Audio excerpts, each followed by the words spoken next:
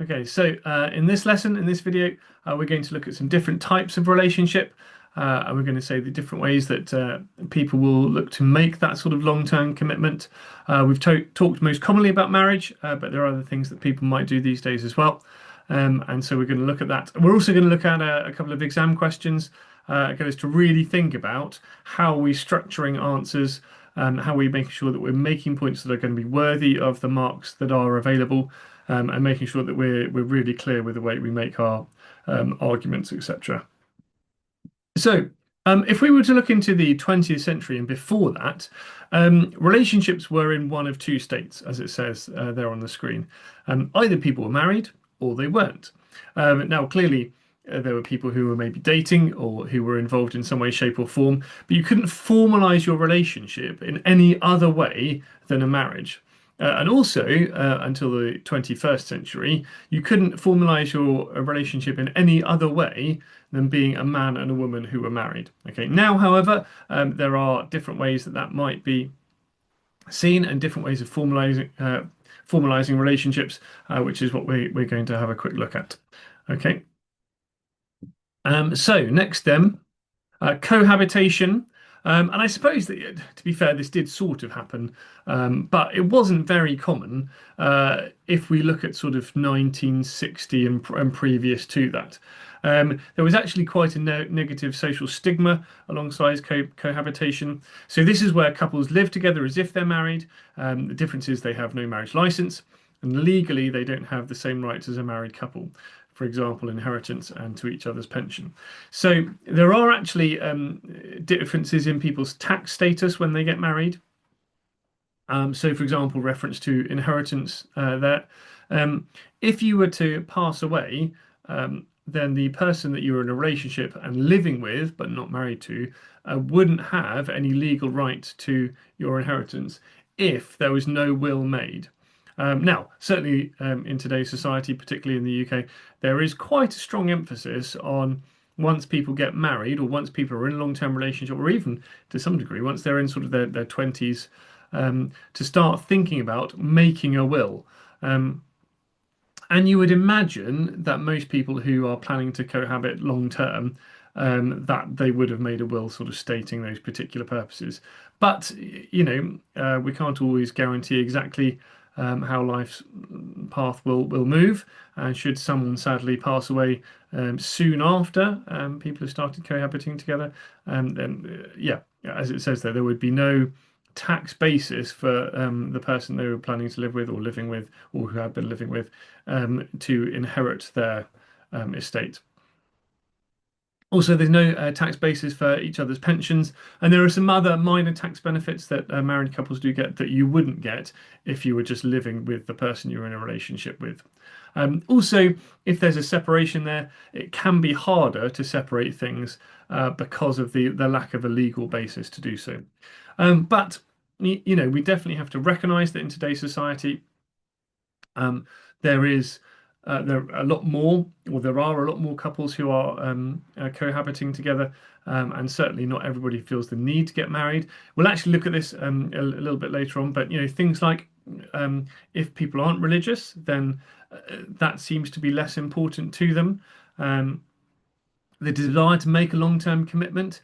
There seems to be some sort of societal change in that. Again, if you look at the average age that people were getting married and having children, it's a lot later today than it would have been, say, 70 or 80 years ago. So there are definitely some differences that we see there. So cohabitation, couples living together as if they're married, but they're not married. Civil partnerships. So the Labour government introduced this in 2005, and it was introduced originally for same-sex couples. Okay, so which is why on the screen there you've got 2005 updated in 2019. So the Labour government initially wanted to recognise that should a same-sex couple want to be in a relationship that had the same legal rights as marriage, that they wanted to provide that, and so they introduced civil partnerships. Now, actually, in 2019, or leading up to 2019, heterosexual couples started to make the point that there are plenty of couples who aren't religious, and therefore actually they wanted the same legal basis as a married couple. They wanted to have those sort of tax recognitions, but they didn't want the connotations of marriage that kind of comes with the religious element of it. So, in previous lessons, in previous videos, I pointed out that when we look at Christianity, Islam, and Judaism, the concept of marriage is so strong there, and we can argue that maybe that is where marriage came from. But certainly, again, culturally speaking, if we think about people getting married, there is often that association with a church building, and a bride wearing a white dress and a man in a morning suit and so on and so forth. So there is a specific cultural sort of recognition between marriage and sort of a religion. But as I was saying, there were people who started to campaign from the fact that if they were agnostic or atheist and wanted to avoid those religious connotations, but they wanted to make the same commitment to one another. So in 2019, the government updated the law and they allowed heterosexual couples to enter into civil partnerships as well. And so they could avoid the religious connotation that potentially they didn't want. Civil marriage. So as I said on the first slide, marriage has been around for hundreds or thousands of years. And so civil marriage was still a thing. You could get married before 2005 or and previous to that without getting married in a church. If we were to go back into the mid 90s and again previous to that, it was less common. But back in 1836, the government did recognise that people wanted to get married who weren't religious, and so they made that particular facility available. And so a civil marriage is being married, but not in a religious ceremony. Therefore, won't take place in a church or a synagogue or a mosque or whatever it is. Um, and certainly these days, there are a lot of venues where that are prepared for this. So castles, stately homes, some landowners or buildings owners sort of convert barns into a place where wedding ceremonies can take place. Interestingly, before COVID, this had to be in a building and it had to be built in a building with a marriage license. Um, when COVID occurred, obviously people were still wanting to be able to get married. But because there were restrictions around the number of people gathering inside buildings, they weren't allowing marriages to take place with more than a few people present. And so what they did was they had a temporary reprieve, allowing people to get married outside. And then basically they made this permanent once all the restrictions of COVID had been relaxed. Um, but that doesn't change the fact that any venue planning to host a wedding will still have to have a marriage license, and they have to have certain sort of requirements and things like that set up in order to be able to allow people to come and get married with a celebrant and things like that. So, civil marriage, civil partnerships, and cohabitation are three other ways that people might formalize their relationship without being married in a church or a mosque, as I say. Now, here we go. So this is getting us to think about um, answering exam questions, and there are two examples here. Explain two religious beliefs about marriage. Explain two different religious beliefs about the use of contraception. Now, if you're watching this video, the best thing to do would be to pause this to write out both those questions and then to write an answer, because in a minute I'm going to show you an answer. I'm going to think about the structure of our answers and how we can make sure that we're adhering to the mark scheme and what the examiners are expecting of us, and therefore making sure that we can answer those questions effectively. Okay, so if you're watching this, I suggest you pause the video now, get out a piece of paper and answer those questions. Okay, so hopefully you've now unpaused the video, you've done your answers, and we're going to go through the way to structure answers to these particular questions. So we've got a few quotes there that hopefully you might have thought about including. Again, particularly in a 6-mark question, you're being expected to use religious teachings to back up the points that you're making. Okay, you can't get 6 marks out of 6 without using 2 religious teachings. Okay, with a 4-mark question, you could Okay, it depends on how you explain your answer, but sometimes it may well be that in fact using a religious teaching or a quote from scripture is in fact the most effective way to make the point or support the point that you're making. Okay, so here are some answers. Christians believe that once you're married, you should stay together for life as you're making promises before God. Muslims believe that when you marry, you should marry only another Muslim so that you can raise your children in the faith. Okay, so you can see there, you've got two halves to the answer. I'm going to flick back to the question just to remind ourselves of it. Explain two religious beliefs about marriage. Um, and there you've got a Christian belief and Muslim belief. Please make sure when you're writing answers to 4 mark questions, you start by saying which religion you're talking about. Okay, so Christians believe that, da, da, da, da, da. And here we've got the point about staying together for life.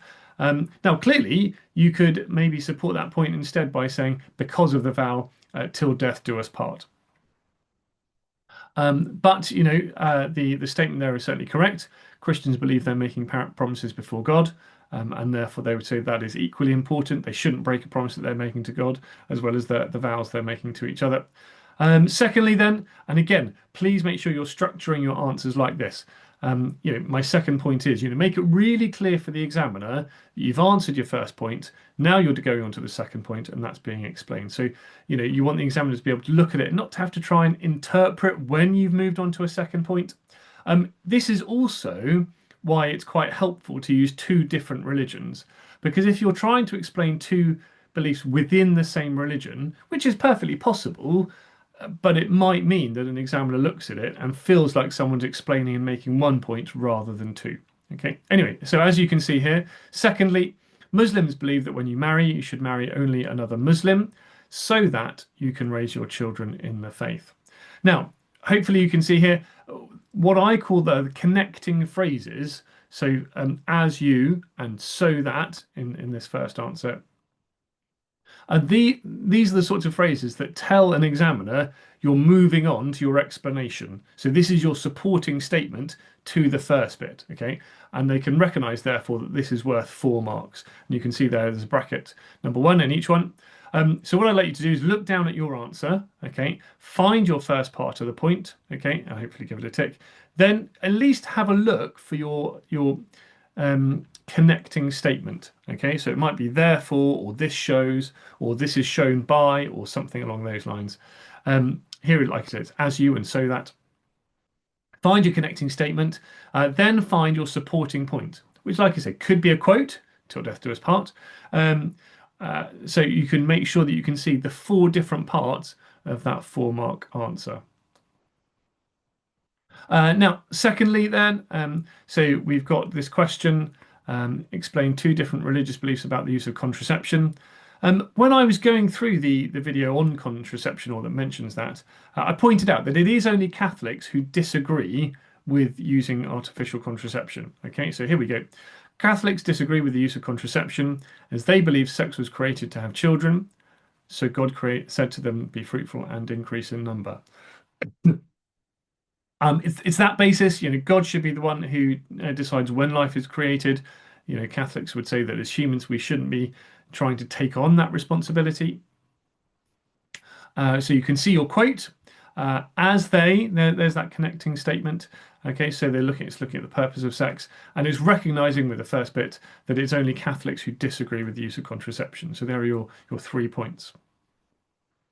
Now again, I moved on to a different religion. And again, it's a really good habit to get into to make sure that you are doing the same. Okay, try to make sure you reference 2 different religions, because that's the clearest way to demonstrate to an examiner that you are answering exactly what the question asks. Okay, Muslims agree with the use of contraception as part of responsible parenting, as Islamic law permits the use of contraception. Okay, you can see there is reference there to Islamic teaching. Now, crucially here, what I've done is reference scripture or teaching without quoting. Okay, because I'm just showing that that is possible. Like I said, when we were looking at answering this question to start with, quotes are the most secure ways to do this.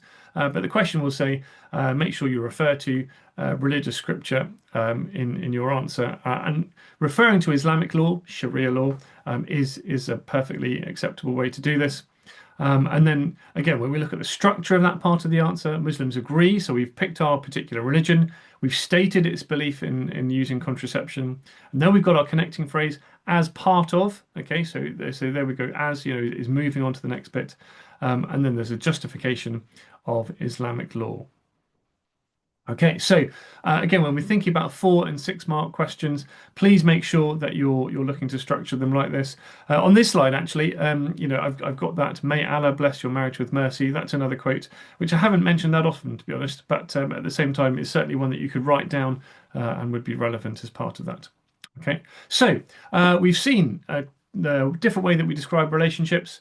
Obviously, so far in the course, we've most commonly talked about marriage, but we also introduced civil marriage, civil partnerships, and cohabitation during this video. Hopefully, you've got a really clear understanding of those. And again, you'd want to be able to explain the religious perspective on those, which essentially is that Christians or Muslims in particular would expect people to want to get married.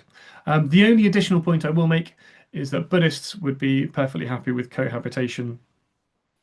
Buddhists would say that as long as you're in a long-term, a loving relationship, there's no need to formalize that relationship within a marriage, but it may be that people wish to. Okay, so hopefully that's helpful and you've understood that. Do make sure that you come and find me and ask me any questions if you've got them. Thanks.